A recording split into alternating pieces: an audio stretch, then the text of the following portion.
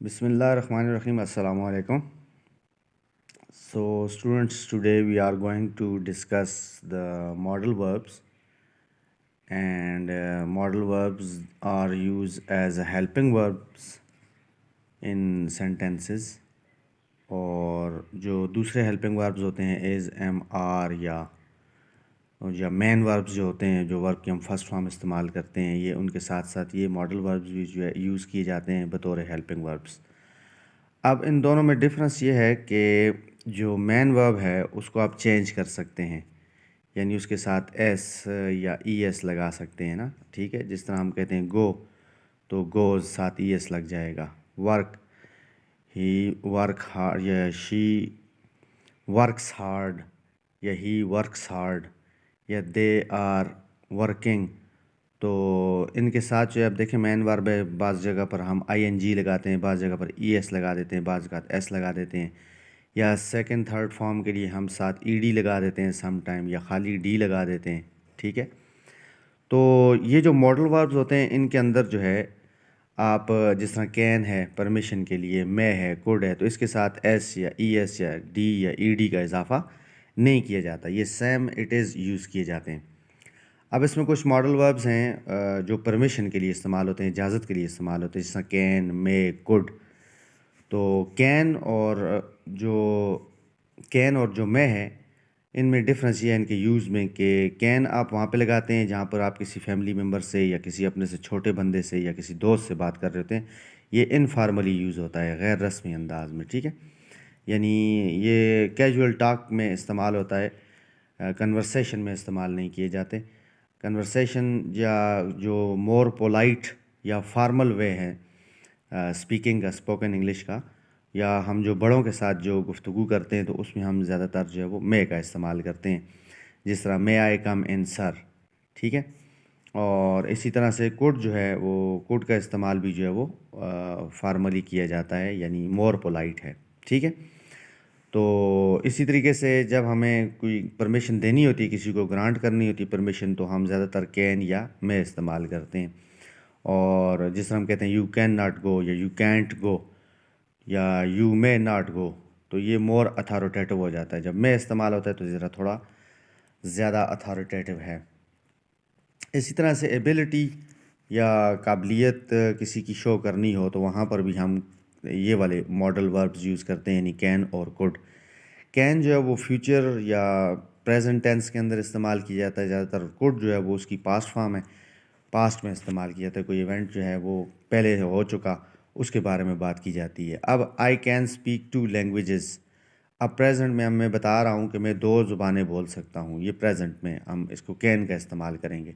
اور جب میں کہوں گا I could not speak fluent English when I was little, جب میں چھوٹا تھا تو میں فلوئنٹ انگلش نہیں بول سکتا تھا، تو آئی کوڈ ناٹ اسپیک، ٹھیک ہے. تو یہ پاسٹ کے لیے.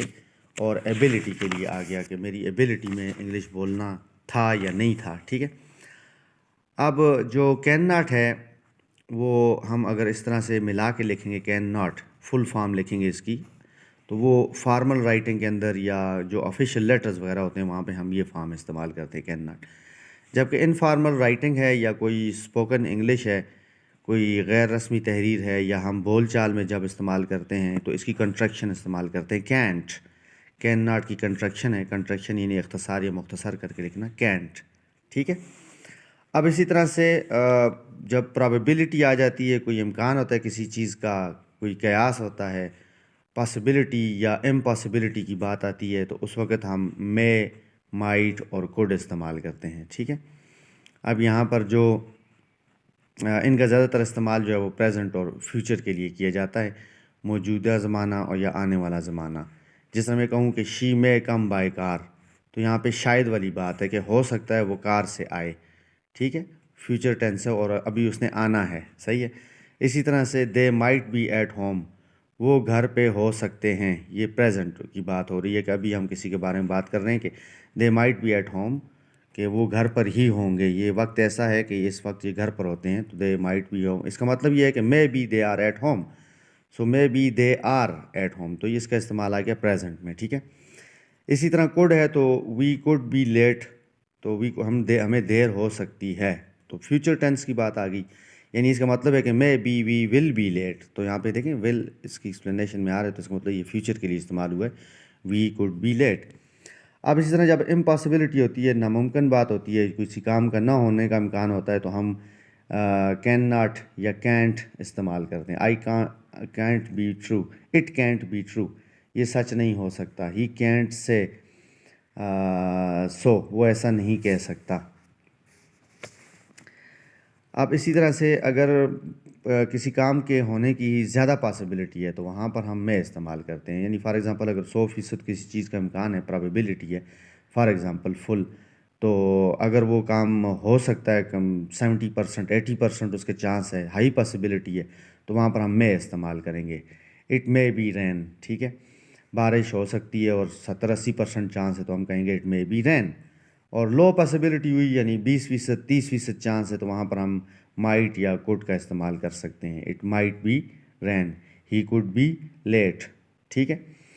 تو ریئر چانسز کے لیے مائٹ اور کوڈ یعنی کم چانس ہوگا تو ہم یہ استعمال کریں گے. اس طرح سے سرٹینٹی ہے, تو سرٹینٹی کا مطلب حتمیت ہے, کسی چیز کے بارے میں یقینی ہونا, تو وہاں پر ہم مسٹ بھی استعمال کرتے ہیں اور شوڈ بھی استعمال کرتے ہیں.